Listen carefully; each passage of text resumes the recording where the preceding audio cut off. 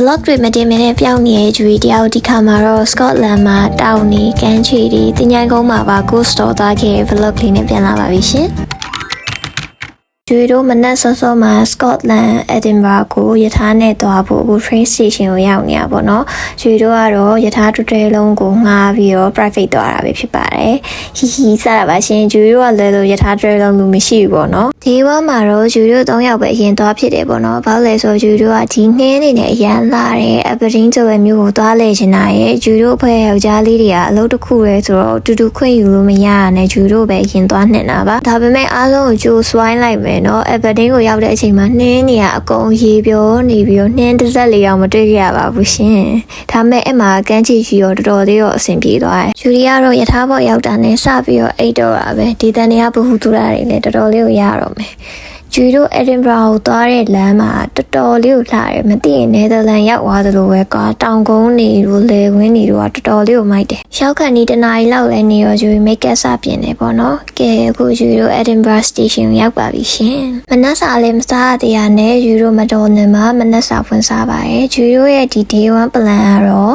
တနေ့လုံး Edinburgh ကိုအရင်လျှောက်လဲမယ်ပြီးသွားရင်ည9နာရီလောက်ကျရင် Aberdeen ကိုရထားနဲ့ဆက်သွားမယ်ပေါ့နော် Aberdeen ကိုရောက်အရန်လှတဲ့နေရာတစ်ခုကိုဂျူရီပြစရာရှိတယ်။ကဲအခုတော့ let's go ဂျူရီတို့နဲ့အတူမျိုးတွေကိုရှောက်ကြည့်ကြမယ်။ဂျူရီတို့အခုမြင်နေရတဲ့အဆောက်အုံတွေကတောင်ကုန်းပေါ်မှာစောက်ထားကွာတော်တော်လေးကိုလှတယ်အပြင်မှာဖုန်းနဲ့ရောက်တော့ဘာလို့မလှတော့လဲဂျူရီလည်းမသိဘူး။ဒီနေ့တော့ရာသီဥတုကဂျူရီတို့ဘက်မှာပါတယ်လို့ပြောရမယ်။ဘာလို့လဲဆို UK မှာ winter ဆိုရင်ဒီလိုမျိုးနေထွက်ဖို့ကတော်တော်လေးကိုခဲရင်းတဲ့ကိစ္စပေါ့နော်။တိုင်းငါပဲမြင့်မှန်နဲ့ပို့လိုက်တယ်။သူညောင်နေကမြင့်မှန်ရှိုး။ကိုရအဲ့ဒါလိုက်တယ်ညီမပေါ့။အဲ့ရိုက်ပေးမယ်လို့ပြောနေတာ။အမရှူခင်းရင်ရိုက်နေတာ။ကဲအခုအားလုံးကြားလိုက်တဲ့အတိုင်းပဲဂျူရီနဲ့ဂျူရီမတဲ့တူနေတငယ်ချင်းကတော့ရောက်ခတဲ့ကနှစ်ယောက်စကားများပါတယ်ဒါကတော့ရန်ဖြစ်တဲ့စကားများရမဟုတ်ဘူးကွာဂျူရီရဲ့ normal conversation ကွာသိလားသူတို့ကယောက်ျားလေးဆိုလှချင်တာပေါ့သူတို့အရင်တက်ပုံရိုက်ပါရှင်ကျမကတော့အိတ်ဆောင်ပေါ့နော် Highland Council ပဲဖြစ်ပါတယ်ရှင်းတာပြောရပဲအဲ့လိုအမွေးရှိဂျူလေးနဲ့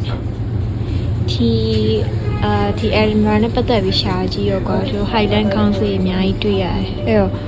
သူတို့ကဒီမှာအထိမ့်မှတ်မဟုတ်ခေါ်ရစေမသိဘူးဘာလို့နာမည်ကြီးရဲ့ပေါ့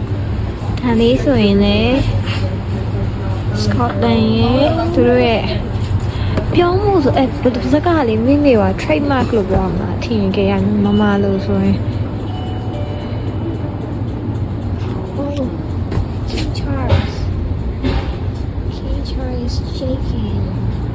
အခုဂျူရီတို့နောက်ကမြင်နေရတဲ့ကတီထရီနာမှာတပုံရိုက်ပြီးပြီဆိုတော့ National Gallery ကိုသွားမှာပဲဖြစ်ပါတယ်။ဒီက building တွေကတော့ထုံးစံတိုင်းတော်တော်လေးကိုလှတယ်ပေါ့နော်။ဂျူရီတို့သွားနှုန်းကအပူချိန်က10 degree ဝန်းကျင်လောက်မှာပဲရှိရဆိုတော့အထဲမှာအထက်ထက်နဲ့နူးနူးဝတ်ထားရတယ်ပေါ့နော်။လက်အိတ်တွေလည်းယူလာပါတယ်။အခုကမျိုးတဲ့ကောင်ကအဲ့လိုတောင်ကုန်းကြီးရှိတဲ့နေရာကိုရောက်နေရပဲဖြစ်ပါတယ်။အစဂျူရီကိုရောက်တဲ့နေရာတိုင်းကို train video ရိုက်မယ်ဆိုပြီးရိုက်ထားတာဒါပေမဲ့ရိုက်နေရင်တလွဲဖြစ်သွားတာနဲ့ video လေးက edit မလုပ်ဖြစ်ပါဘူးရှင်။ဒီနေ့ခရီးစဉ်ရဲ့ main character နှစ်ယောက်ကတော့ဒီယောက်ျားလေးနှစ်ယောက်ပဲဖြစ်ပါတယ်သူတို့ကဖယ်နေရရောက်သူတို့ကိုသူတို့တပုံနေအချင်းချင်းပြန်လည်ရိုက်ပေးကြတယ်ဟာကိုကြီးမိုက်တယ်ညီလေးမိုက်တယ်နဲ့သူတို့ဘာသာသူတို့လုပ်တီရှုပ်ကျမကတော့သူတို့ကိုစောင့်နေကိုဘာသာကိုပဲဗီဒီယိုရိုက်လိုက်တော့ကျွေတို့အခု National Gallery ကိုရောက်ပါပြီသူကတော့ဝင်ကြီးကတော့ free ပေါ့နော်ဒါပေမဲ့အထဲမှာ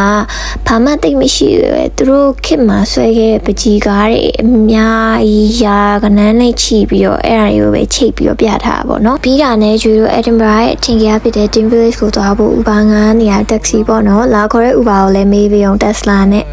Can I ask you a question if that's okay? Yeah, I'll try my best to answer it. So is there any place to visit here? အခုကတော့ Dean Village ကိုရောက်နေရပဲဖြစ်ပါတယ်ပြီးတော့ကောင်းမှလေးစချောလေးပါကျုံသူတို့ချင်းချင်းတပုံလေးရိုက်တာကြိုက်ပြီသူတို့ချင်းချင်း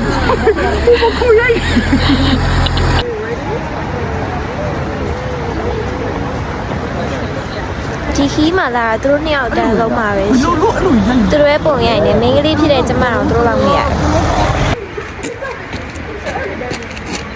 နောက်လက်ဆုံးကြလေကြောင်ကြည့် TikTok trend join မယ်ဆိုပြီးသားရှောက်ရိုက်ရတာအခုနေရာတွေရောက်နေပြီမတင်ဖြစ်ပါဘူး Dean Village ကလည်းဘာမှတော့သိမရှိဘူးပေါ့နော်ကြည့်အောင်နေရာတနေရာရောက်သူတို့နှစ်ယောက်ကြည့်ဥအောင်ရိုက်တာ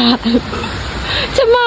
မရရအောင်ကြည့်သူတို့နှစ်ယောက်ဖားလဲဆိုဟဲကိုကြီးရမ်းမိုက်တယ်ဟာကျွန်တော်ရမ်းကြိုက်သွားရိုက်ပြုံးကိုကြီးလည်းပြန်ရိုက်ပေးမယ်အဲ့လိုမျိုးနဲ့သူတို့ကြည့်ရိုက်နေရကျမတို့နေရမရတော့ ကောပါအခုရှင်တယ် တောင်းနေရချစ်စရာလေ အခုရှင်တယ်အခုရှင်တယ် ခုတော့ကျမလှည့်ရောက်ပြီဒါကတော့ဂျူရို Dim Village ကနေ Rose Fountain ဆိုတဲ့နေရာကိုသွားဖို့လမ်းလျှောက်နေတဲ့လမ်းမှာ Castle လိုမျိုးတွေ့ရတယ်ဝင်ရိုက်တာပေါ့နော်ဒီမှာလေဒီလိုမျိုး scarf လန်လေးသလားလေးတွေကသူတို့နိုင်ငံရဲ့ signature ပဲလားမသိဘူးဒီသူတို့နဲ့ပတ်သက်တဲ့ဆိုင်တွေဝင်လာရင်ကွာဒီမျိုး scarf အရောင်သလားလေးတွေ့တယ်ချစ်စရာလေးကြည့်အောင်ဒါလေးဝင်စင်လိုက်တာဒီလာရလေးကိုရိုက်ချင်စောနဲ့ငါဘလို့ရိုက်လာအောင်မယ်ကိုပြောတာငါလို့ရိုက်လာအောင်မယ်ဖြစ်ကုန်ပြီအခုကဂျီရိုဆုံးနာပြောရဲဘာ fountain ပြောနေနဲ့မေအဲ့ဒီ fountain နေရာကိုသွားနေရရှိပါတယ် Another version of me every time the bus gets scanned Oh my gosh look at the view Bitch that's not the fountain There you go. အခုဂျီရိုဆုံးနာပြောရဲ fountain ရောက်ပါပြီဒီတိုင်းစီပါတယ်အခုတည်းကရေးလာတယ်နဲ့မှန်ပဲပြောရမယ်ဒီ vibe နဲ့နည်းနည်း light တယ်လို့ခံစားရချီယိုအရန်ဟိုလှပါရဲ့ကွာတောင်ကြီးပေါ်မှာ castle ဆောက်ထားလားမသိတော်တော်လှရဲ့ဗောဂျီတို့ဒီ castle ကိုဘယ်ရလဲ day 3မှာလားမသိဒီ castle တော့မှာဟုတ်တယ် day 3ကျရင်ဒီ castle ကိုတော့မှာပဲဖြစ်ပါတယ်အဲ့ဒါလေးစမဘောပါရှင်ရိုက်ပါတယ်တောင်ရတော်တော်လေးကိုလာတောင်ကျရလည်းဒီကစစ်ကူကတခုပဲဂျီရိုအခု Kelton Hill ဆိုတဲ့တောင်ကုန်းလေးကိုစမ်းဆက်လာကြည့်ဖို့ရောက်နေရပါတော့။သူက Edinburgh ရဲ့ view point လည်းဟုတ်တယ်ပေါ့နော်။ဒီတောင်ကုန်းလေးပေါ်ကနေကြည့်ရင်နောက်က Edinburgh မြို့ကြီးတစ်ခုလုံးကိုအဲ့ဒီနောက်ကပင်လယ်ကိုအကုန်လုံးမြင်ရတယ်။ပြီးရင်ဂျီရိုတရုတ်ဆိုင်မှာညစာဝင်စားပါတယ်။တကယ်ကိုစားဘူးစမြဲမှာအကောင်းဆုံးဆိုင်ပဲ။ဒီစားရကမှပေးပါတယ်။ရကောင်းပါတယ်။စီကျန်းအောင်စားဒီလာလာစားကြနော်။သွားပါပြီ။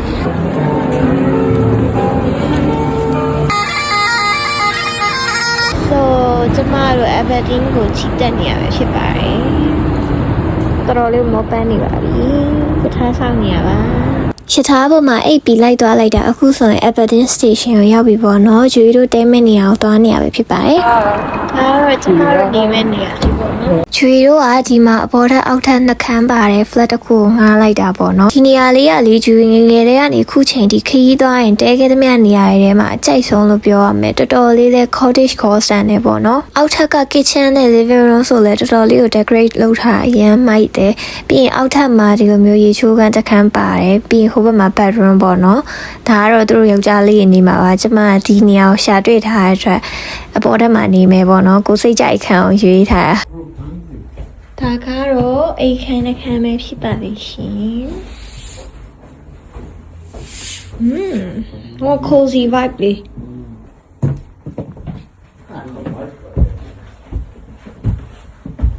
ဒါကတော့ upstairs ဒီနားမီးလေးကိုဘယ်လိုဖွင့်လဲ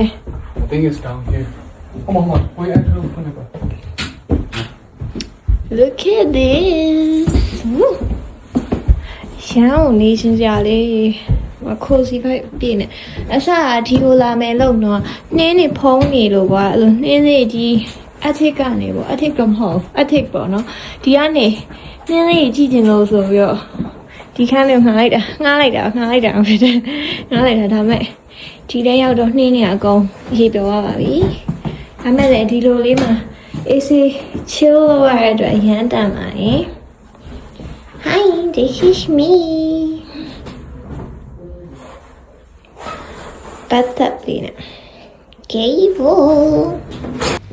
အခုကတော့ကျမတို့စားဖို့တောက်ဖို့အောက်ထပ်ကိုတွန်းနေရဖြစ်ပါတယ် My